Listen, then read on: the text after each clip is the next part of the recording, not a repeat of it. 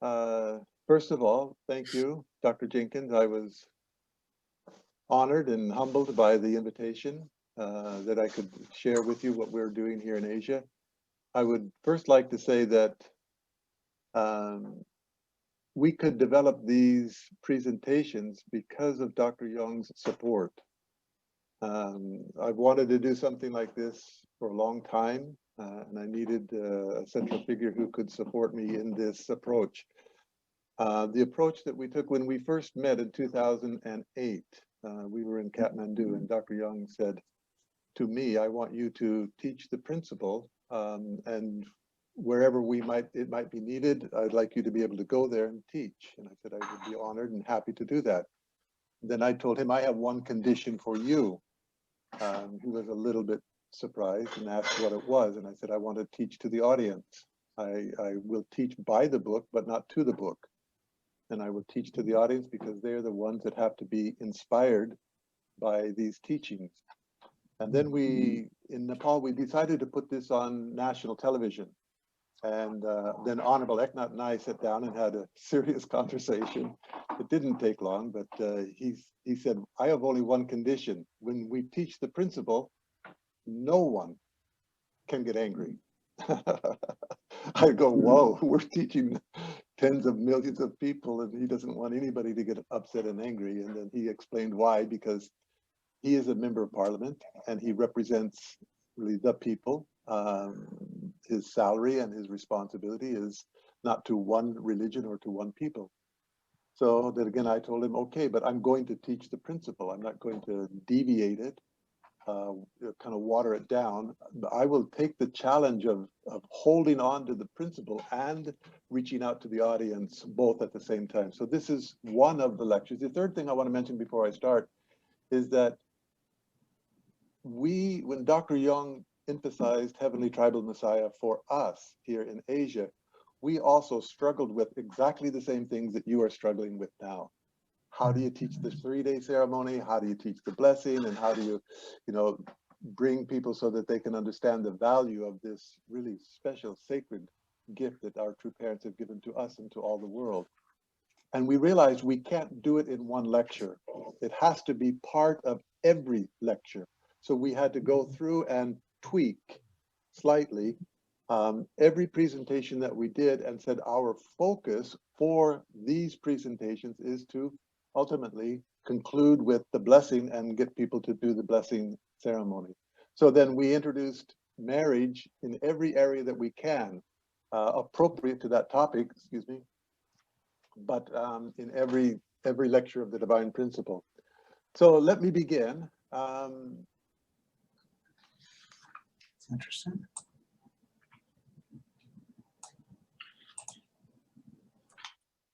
Screen.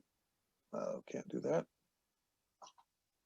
Okay, this is the topic that Reverend Jenkins asked me to talk about, the significance of family in nation building and peace. And he asked, how do you teach the blessing and how do you teach the 3-day ceremony? So this is actually the conclusion of our education. So there's a lot of education before that. I think with the audience, I don't need to go into it, but I will bring into it some of the necessary foundational work in terms of making it more logical and presentable. So in the fruit of prosperity, there is an English saying, in the fruit of prosperity are seeds of destruction. And we know that, we've heard that before. It almost seems universal. As the nations develop economically, inevitably they collapse morally. And it's happened over and over and over again in human history. We must solve this problem. If we are a peace organization, we must be a problem-solving organization. We have to solve not only this problem, which is very big and historical, but all problems to really be a peace organization. So the question is why? Why is it that when nations develop economically, they collapse morally? The answer is very simple. Prosperity without principles. So they become prosperous, but they don't have the principles to sustain that prosperity. And so what it means ultimately is it is easier to be selfish. The more prosperous you are, the easier it is to be selfish. And that's why civilizations collapse, because they can be more selfish, and the weight of selfishness is unsustainable ultimately in the long run. So the question arises, what are the principles? Prosperity without principles, so we need prosperity with principles. So what are the principles? And this image is repeated in our presentation, in I think every presentation, and probably many times. Two fundamental, absolute, unchanging, eternal, universal principles. The dual purpose principle of mind and body, and that defines the essence of goodness. And we call that the pillar. If you've heard my presentations, that's the vertical relationship of pillar. And then the pair system principle, the equal value between man and woman, they are horizontal in nature and equal in value. And they come together, and that creates the essence of true love. So we need goodness and love together in order to have sustainability, and means living for the sake of others. Actually, in the first presentation, let me go back. This presentation of dual purpose principles, it takes more than 1 hour to explain that in our presentations. I don't have time, so I will just mention that there's a lot that needs to be said about that. Essentially, living for the sake of others, where the mind dominates the body, and the pair system principles means the sacredness of marriage. And both of these principles are learned, imbibed, experienced, understood, and lived within the family. So the family is central to both of these universal principles. Let's look at history from the beginning. Lessons learned from history. Well, the Roman Empire. Why did it collapse? Wine, women, sexual orgies, and then it collapsed. That's history. We know that. Greek emphasis on nudity and sexuality, and these things. This is Rabbi Sachs. He passed away last month. He was the chief rabbi for the Jewish community in England, and Prince Charles was giving him the Templeton Prize a few years ago. Rabbi Sachs said this: empires fall because of rampant immorality. The decline and fall of both the Greek and the Roman empires was attributed to falling birth rates because nobody wanted the responsibility of bringing up children. Well, they didn't have abortion, they didn't have contraception. They had sex and they didn't want children, so they had to figure out a way to solve this problem. I'm having trouble seeing the top of my screen. Okay. Archaeologists dug underneath Roman bathhouse, and this was one, I'm sure there are many, and they discovered a mass baby grave under the Roman bathhouse. Well, they took the bones and they put it back together, and this archaeologist said this child was less than 1 year old. They did a DNA test and found that there was no disease that it died of. So this is how they handled unwanted children, one of other ways as well that are equally grotesque. Sometimes they would just leave them by a tree and walk away and then let animals eat them. It was horrific. But it wasn't alone with the Romans. This was the Indian Mughal Empire, the mighty Mughal Empire. Emperor Akbar was the great emperor. But then they brought into the court of Akbar wine and women and prostitution, and they married prostitutes. And this empire collapsed. This is history. This is the Han Dynasty, the largest, biggest, most powerful dynasty in Chinese history. Emperor Wu then had both a concubine and a wife, a legal wife. When he died, they fought. The empire was divided because of the fighting of these two women, and also because of the immorality that was played out in the economic side. The Forbidden City, I've been to Beijing, I've seen the Forbidden City. It's got all these small little rooms around the outside of the inner courtyard, and they were just basically places for women to stay at the pleasure of the emperor. So these things are historical. America today, the number of abortions in the United States since Roe v. Wade is, I think it's approaching 60 million. And when this number is seen by countries in our region, well, that's more than the population of most of the countries that they have. This is Detroit City in the United States, and in July, it declared bankruptcy. It was the largest bankruptcy scandal in human history.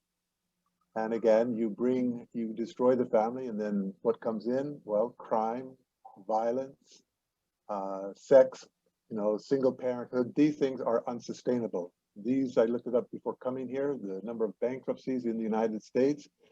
This was from 2010 to 2014, and it said that there were 68 bankruptcies or pending bankruptcies in municipal areas within the United States. This is England.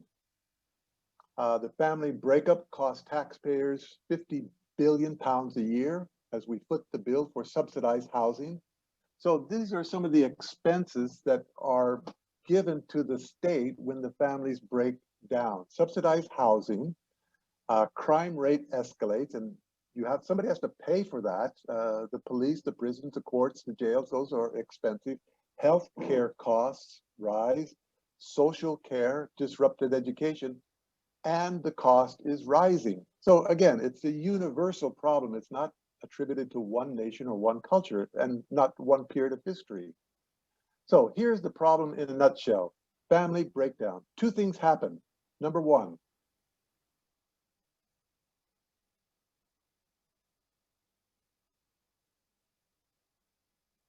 very expensive. And the people that receive these social benefits generally do not pay it back. So there is a low tax base. And what starts off as a moral problem ends up to be a math problem.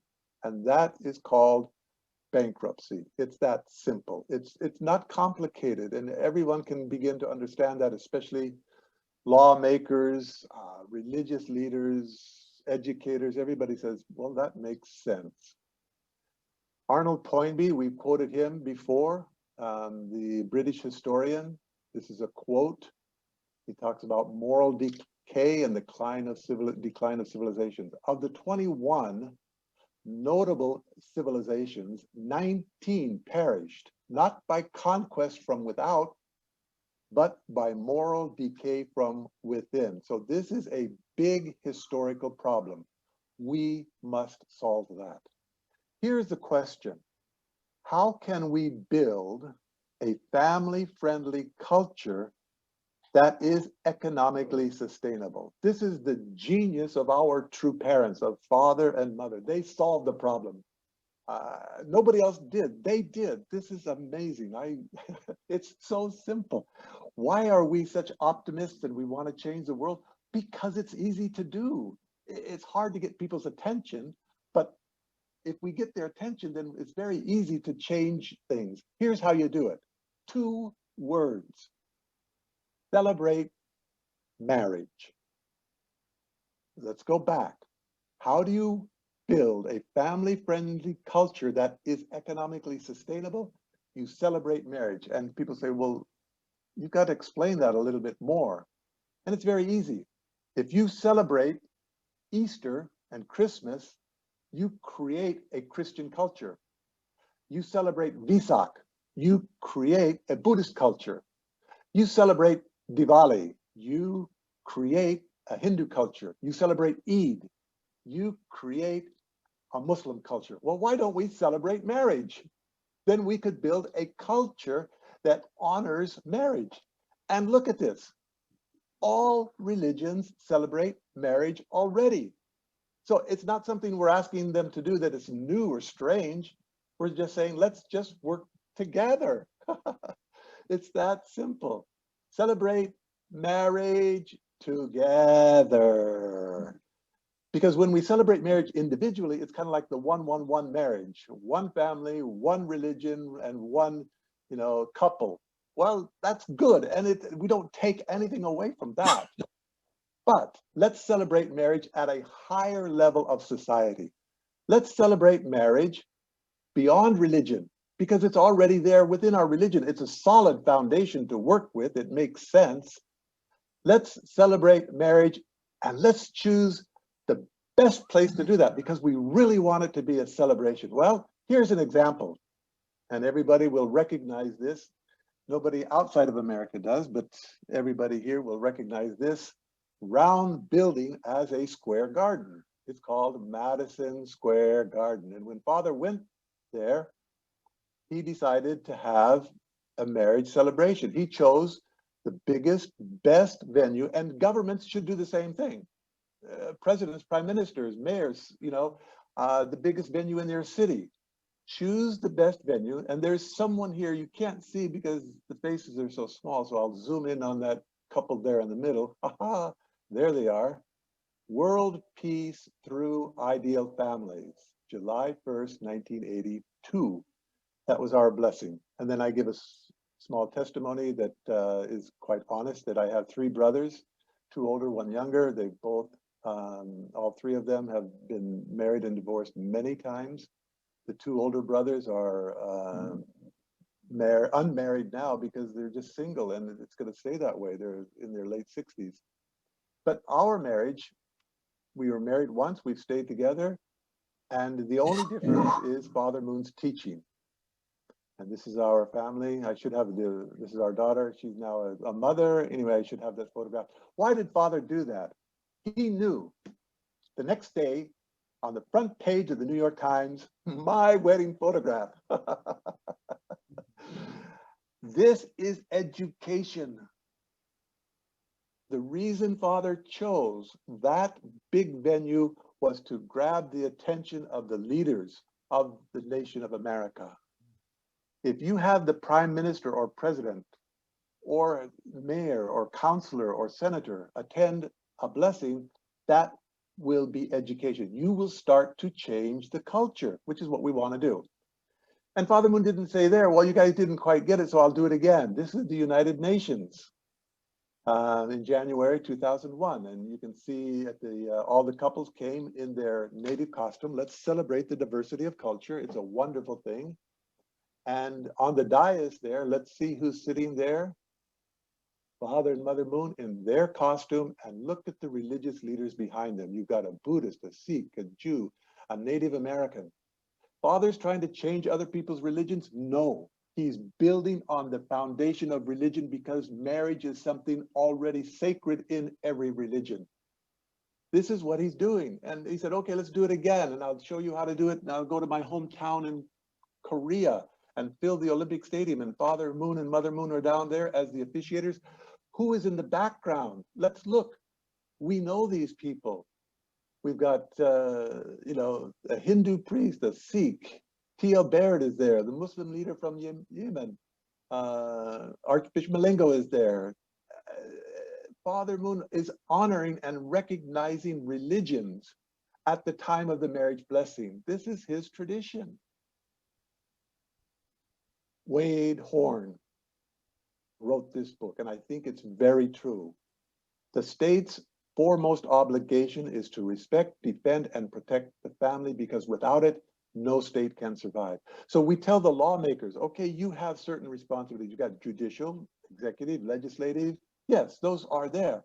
But you also have the responsibility to respect, defend, and protect the family.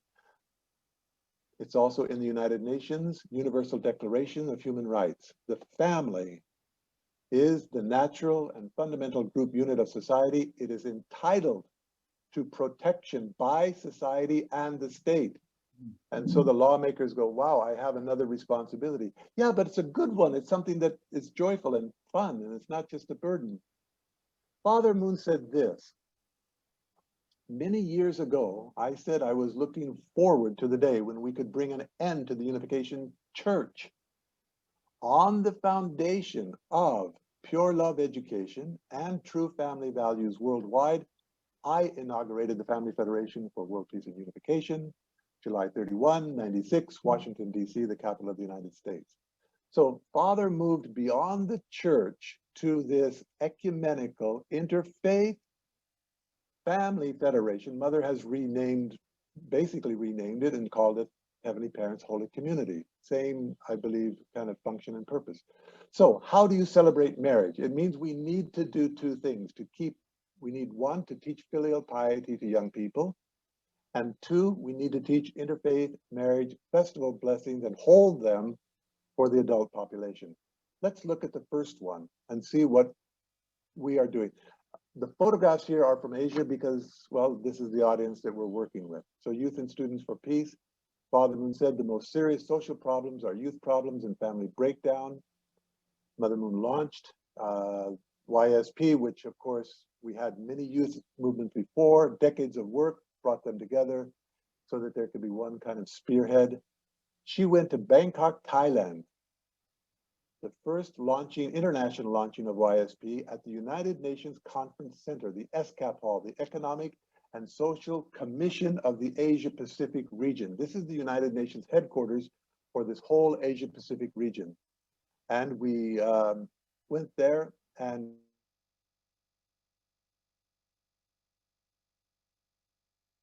ministers of education from nations throughout our Asia Pacific region.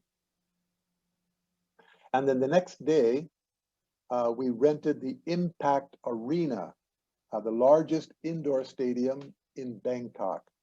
It seats 12,000 young people. We worked with the government. The Department of Education brought 6,000 young people out of school, put them in buses, and brought them to the Impact Arena. They wanted to bring more, and we said, you can't, because we have an audience that we want to be a part of, and that was our YSP, Family Fed, UPF, and Women's Fed. We brought over 8,000 and had overflow, which we could use. There are the 12,000 young people. They all came to listen to this. The Deputy Prime Minister on behalf of the Prime Minister and Mother Moon. And for the young people, this is central, the Pure Love Pledge.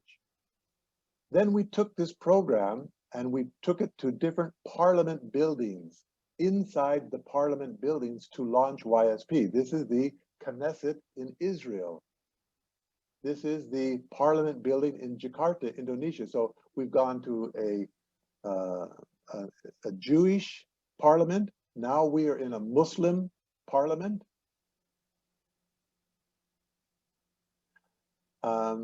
Now we are in a Hindu parliament. We were inside the parliament annex in New Delhi, India, launching YSP. We were inside the parliament of Kosovo, Buddhist background, but a former communist country. Then we went to the parliament building in Sydney, Australia. And so we've been able to go into all of these different parliament buildings. Mother had this program in Sao Tome and Principe. And this is something interesting. Please take note here, because this was the first time we have done this where the Pure Love Pledge was part of the blessing. This was Mother's direct intervention. And it was, I think, on the morning that they were going to hold the blessing, Mother said, I would like to have young people, and these two represented in the others that were in the audience, made the Pure Love Pledge. We continued that. This is in Cambodia. And it continued in Niger, Africa as well. So the question is why? We've been in Jewish, Buddhist, Christian, Hindu, Muslim, former communist countries. Why? The answer is simple. Everybody is concerned about our young people, and this is the heart of a parent. It is universal. So I don't have time to go into it, and we can rewrite the pledge to work with the government that we're dealing with. And we worked with Thailand government to help rewrite it. They wanted pledge to the king. We said, that's okay, he's the parent. When we went to Palau, they didn't like the strong sexual side of the Pure Love Pledge. So we said, okay, let's do a pledge of filial piety. Anyway, so we can work with the government and have to and should work with them so that they become co-owners. This is kind of a generic one. The love between a man and a woman is a sacred gift from God.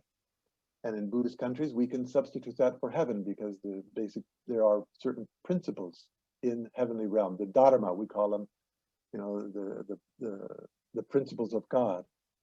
To be cherished and honored for the sake of building. Now, here's the key. There are 5 things: good character, loving family, healthy society, prosperous nation, and a world of peace. And we've got education to go with this. We don't have time to go into it. But when we showed this in Cambodia, and then the Vietnamese media was there, they were super excited because they said, well, now we can go back to our country and we can ask young people to maintain purity for the sake of the nation. It becomes patriotic. You want to be a patriotic young person? Well, guess what? You've got to remain pure and prepare for marriage. And they took this and broadcast the summit in Phnom Penh in Vietnam because of this connection. And they said, this is the answer that we're looking for. It's not just young people remaining pure for the sake of themselves, so they don't get a disease, so they don't get pregnant, they don't get accused later on by somebody else. No, we have to take it as a much higher realm of that. Then, or from this day forward, we don't look in the past to accuse or judge or blame or criticize. We're looking forward. We have to acknowledge the past in order to move forward.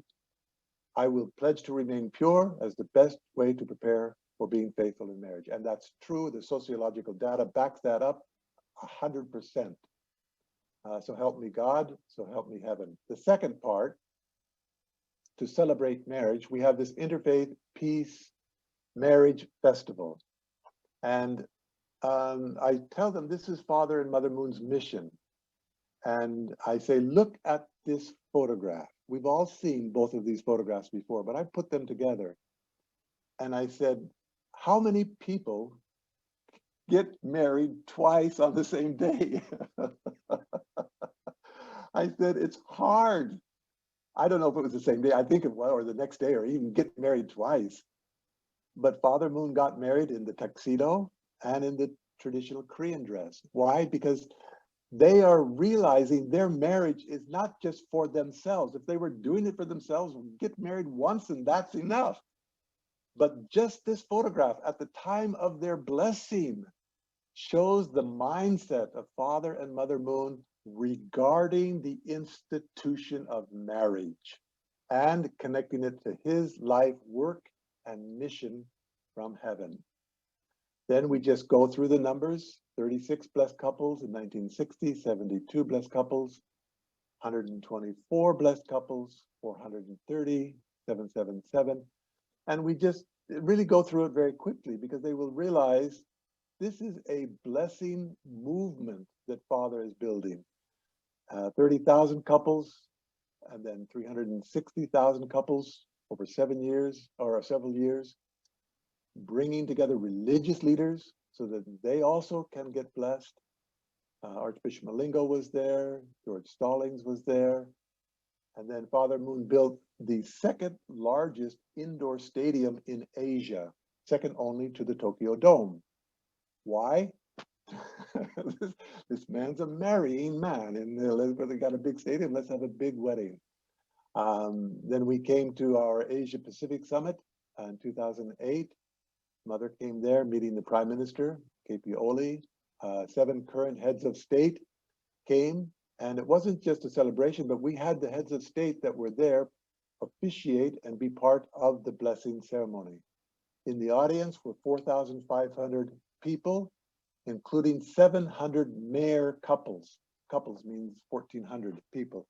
And we had gone throughout Nepal to the 7 districts and held education programs prior to that and explained to them that the most important thing in the development of their country is to support the marriage blessing. So they came and attended the blessing.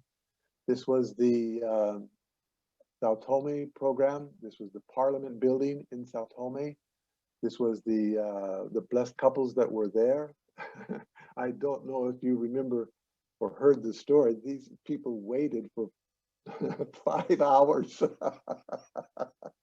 We had to feed them lunch and dinner to keep them there because the president went off on an army celebration that was mandated by the Constitution, and we had not seen the conflict of scheduling. So we waited for the president, and Kathy Rigney went out to the army headquarters uninvited, demanding that he come to the blessing and brought him there. It was unbelievable. Anyway, there's a story behind all of this. And for the first time, we had a head of state, the president, the prime minister, and the speaker as attending on stage. You can see them there. Then we did in Phnom Penh the same thing at the invitation of the prime minister in his peace palace. He said, let's hold this program there. And there were 500 international guests, 9 former heads of state, 2 current vice presidents, speaker, deputy prime minister, first ladies, and Nobel laureate. Anyway, like that. Mother was treated as a head of state, leading a delegation of representatives of all 46 nations that were there. And then they spoke together. Anyway, let me not go. But the next day, we had a marriage blessing. Again, 4,000 people. And again, it's not just the ceremony, but these people understand that they have to be, there will be a 40-day separation, 3-day ceremony, and that they need to get 430 couples also. The mother was there. Then in Africa, Niger, same thing. Our true mother is there. Inside the parliament building, offering the blessing, Muslims. And then instead of sprinkling water, of course, she held their hands as she dipped, after dipping her hands in holy water. Why can we go around the world? Because every religion honors marriage and family. This is universal. Please pay attention. This is really important. This is from Father's autobiography. The next slide is very simple. You might miss it. If you have to go to the bathroom, wait 10 seconds. If we create division by insisting that our own religion is the only path to salvation, we go against God's desire. The answer? People should put their family first. So, watch this. Father is asking us to change one thing. If our religion is the most important thing, if it is the primary, it will divide us because religions are different. We try to minimize that division. We talk about, toleration, but that's not unity. And so look at what happens. Watch carefully. That's it. That's it. That will change the world. My family is more important than my religion. That's what Father is saying. Put your family first. Don't change your religion. Keep your religion. We're not asking them to change. In fact, we're encouraging them don't in some cases because it might make difficulty. But put your family first. This is the change that we want. So, no need to change your religion. We say it to them so that they can be comfortable. Then we ask them, don't be too comfortable. We do need to change our priorities, our attitudes, our behaviors, our culture, and our character. Changing religion will not solve the problem, but changing these other priorities will. So let's look at the interfaith peace blessing. I'm going to interject a little bit here. Normally, this part of the next few slides are not part of this, but it's a necessary foundation and I think interesting for you. So www. That is not the World Wide Web. That is what went.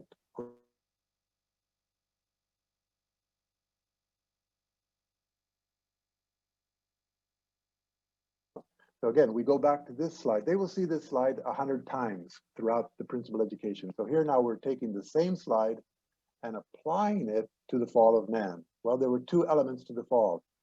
We review it and we say live for the others, the honor in marriage and family. So the fall meant we lost the vertical standard of public mindedness. That's the first problem. In other words, we have 2 minds. We're supposed to have one, but now we have 2. We became confused. We don't know what is right or wrong. We don't know what is good and evil. Let's look at some religious texts. St. Paul, for I know that nothing good dwells in me, that is in my flesh. I can will what is right, but I cannot do it. For I do not do the good I want. The evil I do not want is what I do. 2 minds, clearly. Where did that come from? That's not from God. That's the first element of the fall. We call it fallen nature in Hinduism. For those who have conquered the mind, it is their friend. For those who have failed to do so, the mind works like an enemy. Wow. This is Buddhism. It is easy to do what is wrong, to do what is bad for oneself, it's very difficult to do what is right, to do what is good for oneself. And Buddhism, the mind flies from what it knows is right and chases after evil reluctantly. I don't want to do the Quran. It is possible that you dislike a thing which is good for you and that you love a thing which is bad for you. Every religion acknowledges this. God knows, you do not. We've got to go back to God. God is going to give us this universal standard of good and evil. That is the most important. That was lost before the sex was misused in the Garden of Eden. So where did this double-mindedness come from? Well, as the first man and woman, Adam and Eve, they were supposed to develop a heartistic love relationship with God. In order to do that, there are 4 loves that needed to be developed in the Garden of Eden. And the first 2 loves meant man became confused. We lost filial piety. This is huge. I would love to go into it. In the fall, we do go into it. The fall was not sexual. First, it was the loss of filial piety, where Adam and Eve were given a commandment by God. We can see the loss of filial piety very clearly because there was a loss of communication. There was no communication. God gave the commandment. His son and daughter were not talking to him. She was talking to the archangel, and they lost this relationship. They cannot understand the commandment. They cannot have strength to follow the commandment if they lose filial piety. Then they lost a brother and sister relationship. So this created a confusion of the minds, as we see in the Garden of Eden. Do not eat of the fruit of the tree of the knowledge of good and evil. In the day you eat of it, you will die. And Satan said, you will not die. When you eat, your eyes will be opened, and you will be knowing, you will be like God, knowing good and evil. Adam and Eve should know good and evil before the fall, not after the fall. And this is really important. So Eve should have, Adam was the tree of the knowledge of life, and Eve was the tree of the knowledge of good and evil. So it was Eve's responsibility to have a very clear mind of what is good and evil in the 4 realms of heart. The children's heart, who is her father? The brother-sister heart, who is her elder brother? The conjugal heart, who is going to be her husband? And the parental heart. And Eve lost this knowledge. This was the fall. The loss of the 4 realms of heart, the knowledge, the tree of knowledge was lost. This is a verse from the Quran. He, Satan, led them, Adam and Hawa, by delusion. And when they tasted the tree, their shameful parts were revealed to them. So they took the first part of the fall. We have 2 minds. The second part of the fall is we lost the horizontal standard of true love. In other words, we have 2 lineages. This is the fall. 2 minds, 2 lineages. We got to solve both problems. So, again, multiple religions teach this. In the Bible, Genesis 3:15, I will put enmity, hatred, between you, Satan, and between the woman, Eve, and between your seed and her seed. Now there are clearly 2 seeds. Because of the misuse of love, there are 2 seeds, but because of the lack of filial piety, there were 2 minds. 2 minds, 2 seeds, big problem. And Satan is called the God of this world, the ruler of this world. In the Quran, it says the same thing. What? And do you take him, Satan, and his seed to be your friends apart from me? And they an enemy to you? How evil is this exchange? This is a very important verse, so I looked it up in different translations. I don't read or speak Arabic, but I looked it up in 3 different translations, A.J. Arbery, Moshe Khan, Mamadou Pickthall. And it's translated as seed or offspring or descendant. Clearly there was an exchange. In Hinduism, when unrighteous disorder prevails, women sin and are impure. This disorder carries down to hell the family and destroys the righteousness of birth. The birthright is destroyed. The seed of goodness is destroyed.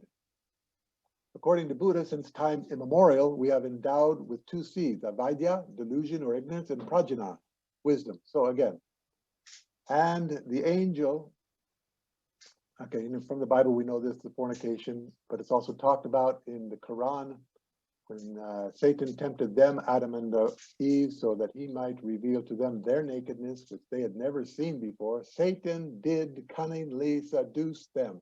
Satan seduced them. It's pretty clear, right? Let not Satan deceive you as he deceived your parents out of paradise, stripped them of their garments, and revealed to them their nakedness.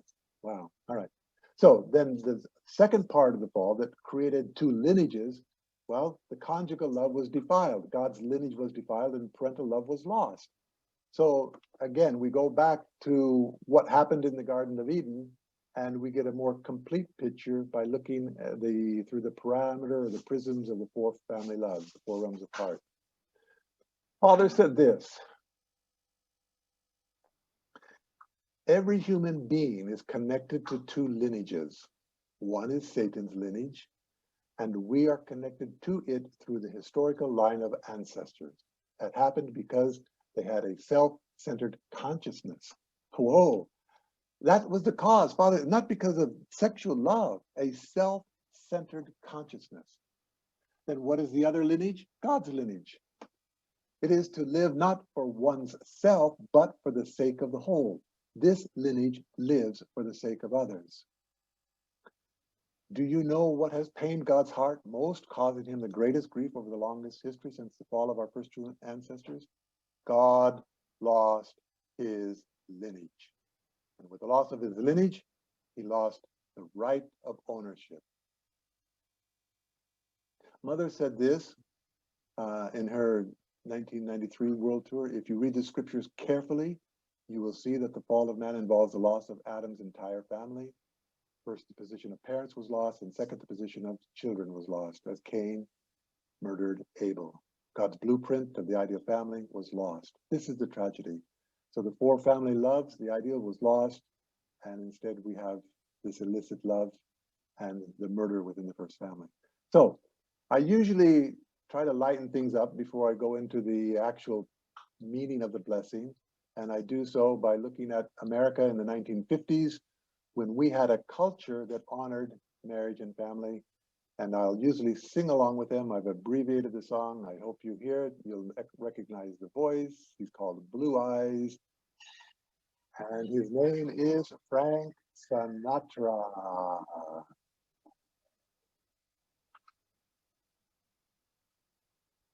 I'll sing along because I'm not a good singer, but anyway. And marriage, and marriage go together like a horse and carriage. This I tell the brother. No.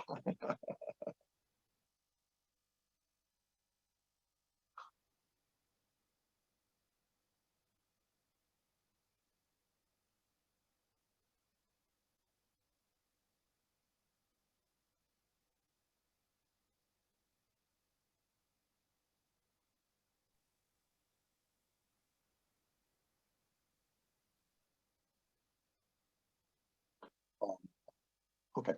And then now we start the Interfaith Peace Blessing Festival. And there are 6 parts, and I've added one more because Dr. Young insists on that, and you'll see that at the end. Principal education. And with the extensive education that they've gone through, we said we've done that. The next,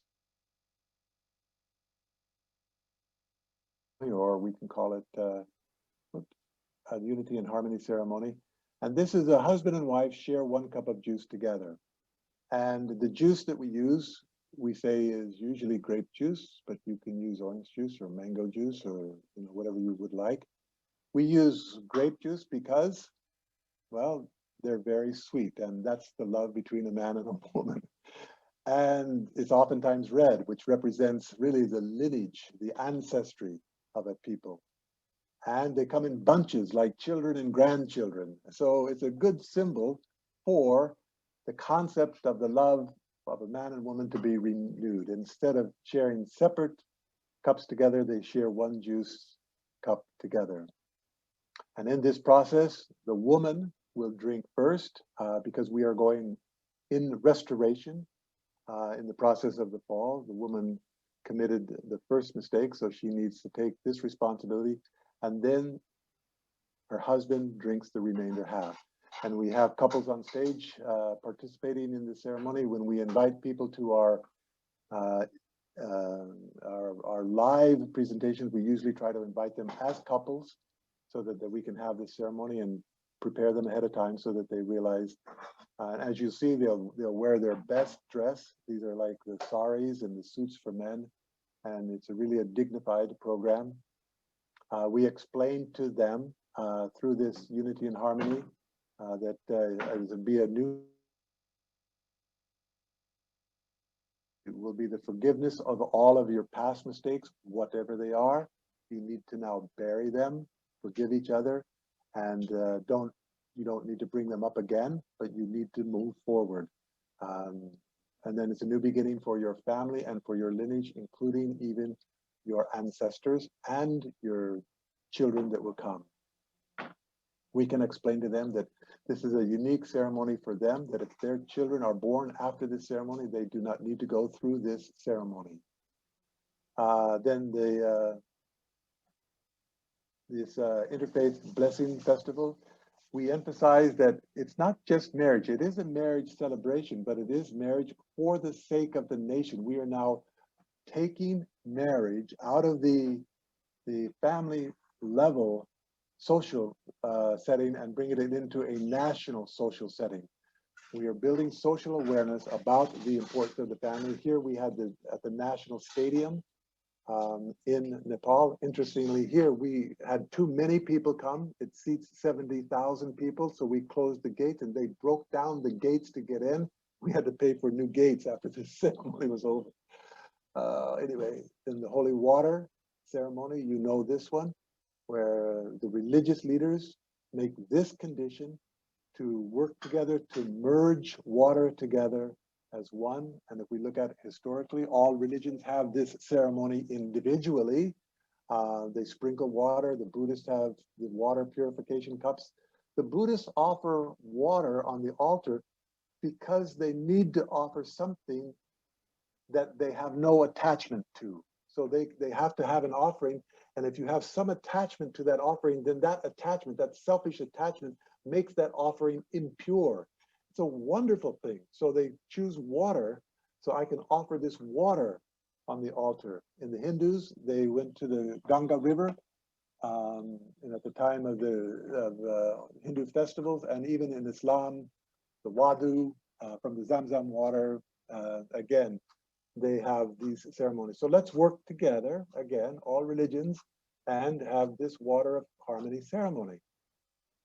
The holy water ceremony, then we do the recitation of vows. On this one, we explain it briefly here, the blessing vows. The husband and wife must always trust and love each other. They must not cause pain to the heart of their partner, and they must educate their children and grandchildren to maintain filial piety. The next one is we call the forgiveness ceremony. And this one is the indemnity stick. This is the most exciting part of the blessing, honestly speaking. We explain to couples and we demonstrate it beforehand. We will have usually one of our VIPs, sometimes my wife and I will give a demonstration of the indemnity stick and explain what we're doing and during the lecture and also right before the ceremony. So they'll have it twice. This will restore true love between a man and a woman.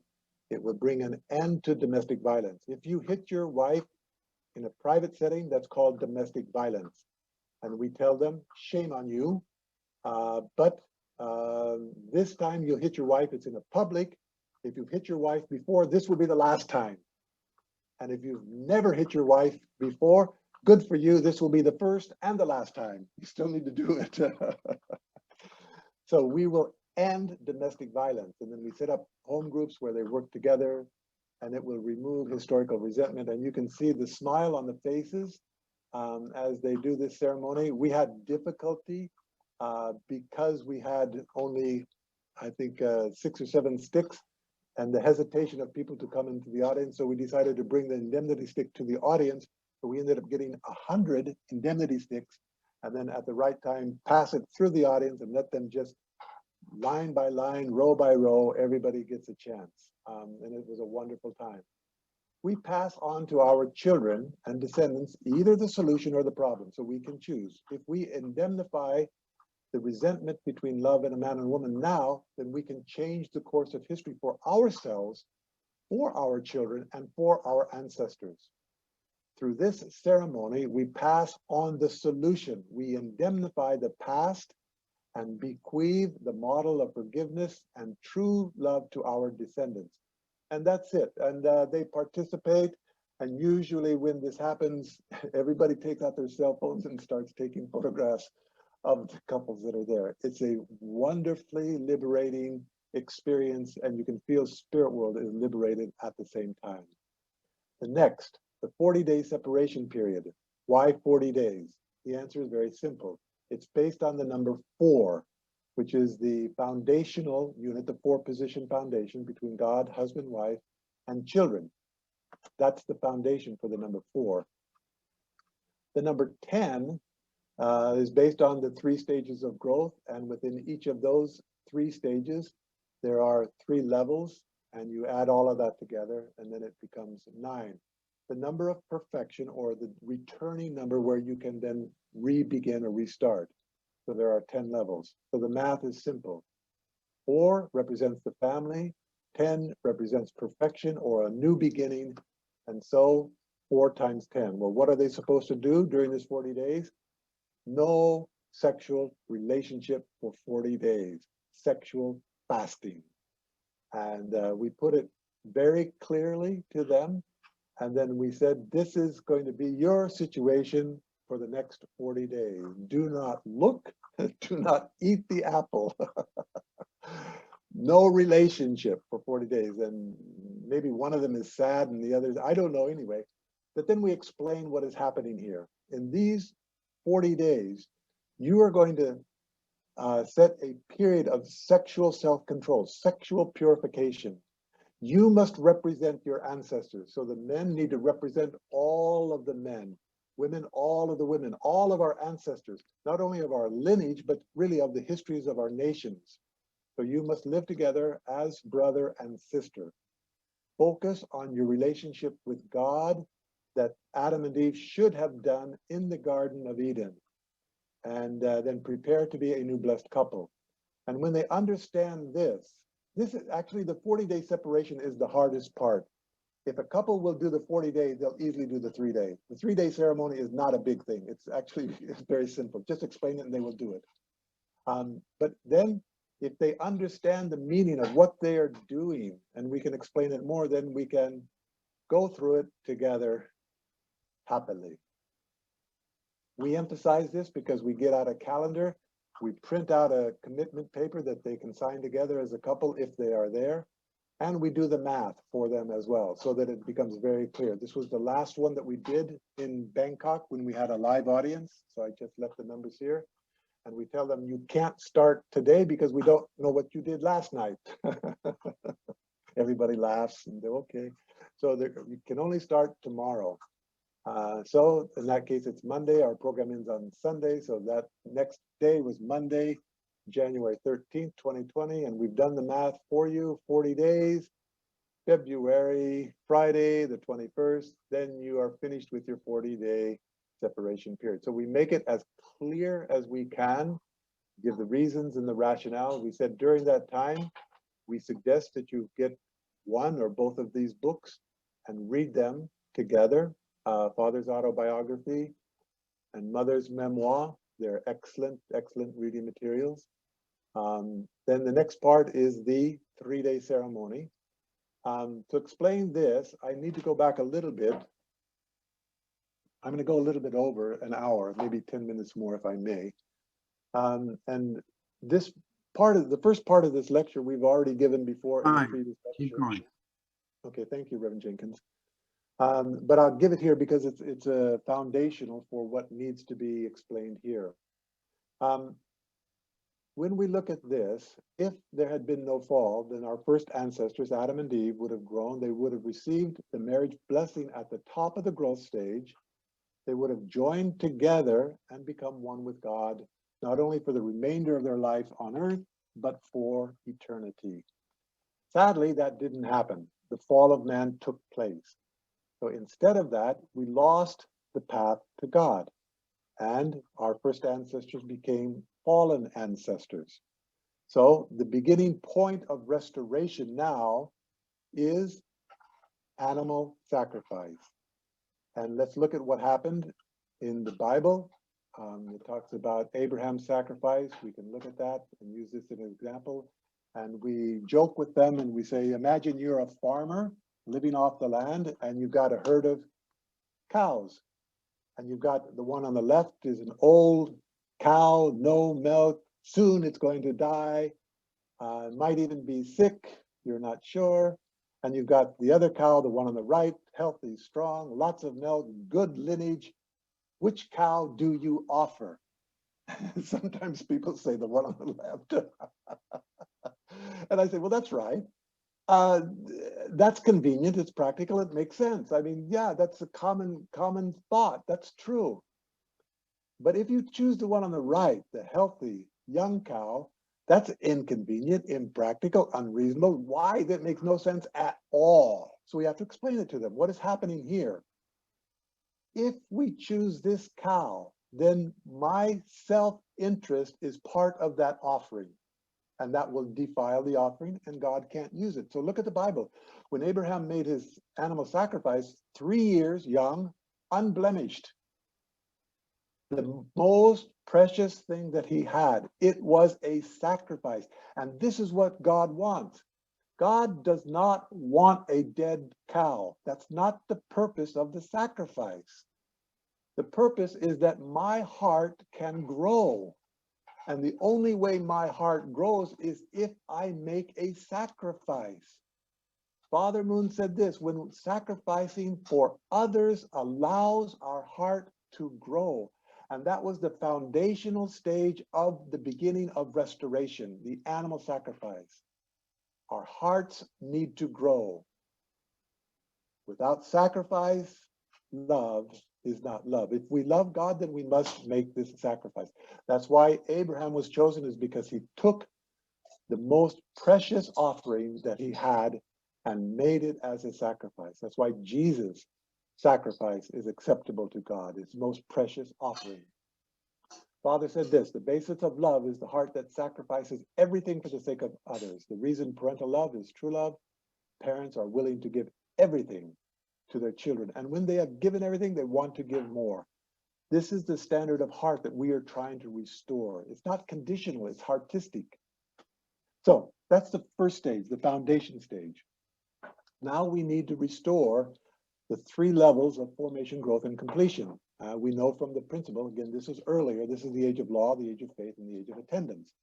So the next area are combined together. Adam and Eve would grow. And during this time, it's called the age of religion. This is the formation and growth stage of restoration. Let's look inside of that and see what is happening. All religions emphasize they're led by individuals. They're not led by couples. They may be married, but the religious leader is one. They focus on law, living for others. They call it the Dharma, they call it the Shariat, they call it the Logos, they call it the Tao.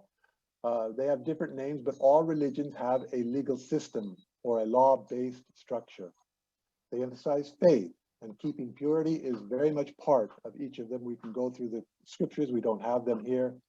And most or many of them advocate celibacy because that's the time of purity where we're not supposed to have these relationships.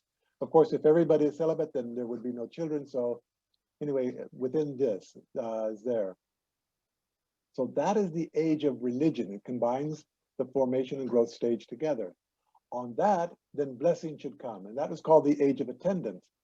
But we will use the term the age of blessing because that's what it really is. In order to attend God, you need to receive the blessing. Let's look inside of that. The focus here is on the family. It's led by parents, not by individual people. And it's centered on the importance of lineage. The emphasis is on universal values, marriage and family, fidelity, and one family under God. You can explain more, I'm sure, if you have time. And then husband and wife come together, they establish a new relationship. They fulfill the original ideal to become one with our heavenly parent. And this together becomes the age of the blessing, which carries on into the spiritual world for eternity, forever. The age of the blessing, Father and Mother Moon's mission, very simple, to build a worldwide interreligious movement celebrating marriage and family. If we do that, Chanilguk will come. It's that simple. Father said marriage is a path by which a man and a woman become one, create new life, and establish true love. So let's look at what is happening. Sorry, let me go back a little bit here. We have this, and now each of the couples needs to go through this process. This was an historical process taking thousands and thousands of years, but you're going to be able to go through it in a matter of days. Okay, what is your animal sacrifice? You need to make a sacrifice. That is your 40-day sexual fast. That is the foundation for you to become a blessed couple. What is the age of religion? Well, the first day represents the formation stage, and the second day represents the growth stage. But you're not quite there yet. You need to go to the third stage, the third day, and after that, then you become a blessed central family. So the first 3 days of family life are very important. We tell them, do not do this by yourself. You will make a mistake and you have to do everything over again. So Srinivas Goswami, I think many of us know him. He came to our program in Bangkok, and then actually in January he was there, and he and his wife decided to go through the 40-day separation. And then after the 40-day separation, he called the national leader, Krishna. And Krishna, they were talking on the phone, and Krishna said, I can't come now. It's all the way in Brindavan and I'm in Delhi and it's too far. Let's talk later. Another 40 days later, Srinivas Goswami called Krishna and said, now it's 80 days. What am I going to do? When are you going to get down here? I want to start this thing. So it was a funny celebration. We told it to Mother, she laughed. So we will give clear instructions at the time. Those instructions just need to be straightforward. Just tell them what to do. The first day and second day and why they should do that. They will listen to you. It's not difficult. This is the easy part. And then we will give a gift from Father and Mother Moon. They will have Father and Mother Moon's picture. We give them the autobiography. They can put it on their altar and they become a blessed couple. The beginning of the 3 days, you maintain your religious heritage. Don't change your religion. This is a ceremony to participate in nation building, building a heavenly lineage and culture, not only for the future, but also for the past. And then we tell them that once you reach this stage and you complete the 3-day ceremony, watch out, because now, spirit world, your ancestors are free without accusation from anyone else to work with you. Many, many, many spiritual experiences. This is follow-up. Spirit world helps us with the follow-up. And when people have spiritual experiences, they are profound and will resonate with whatever we're teaching. And then they will be more engaged. So don't worry too much about that, because it will happen. I guarantee that. I wish I could share some testimonies. And you become a blessed central family. What does this mean? Well, it means your religion, instead of a noun, it becomes an adjective. I am a Buddhist blessed central family. Okay, keep your Buddhism. I am a Muslim blessed central family. La ilaha illallah. I am a Christian. Keep it. I am a Hindu. Maintain it. Be better at it. And that's what we're telling them, that we need to go. The last part is this 430 heavenly tribal Messiah blessing. And again, we need to explain to them that they need to now take this blessing to their tribe, their relatives, their friends, their contacts, and we will help them and work with them to be able to do that, so that we can build a culture that honors marriage and family. This is the way to do it. This is what we're doing. In summary, as my last slide, the family is the place in which God's ideal is realized. The ideal is to bring about a world in which love is made real. And the family is the place where this love overflows. We've got to restore our families, to restore our communities and our nations. There is no other way. But it's not that difficult. Thank you.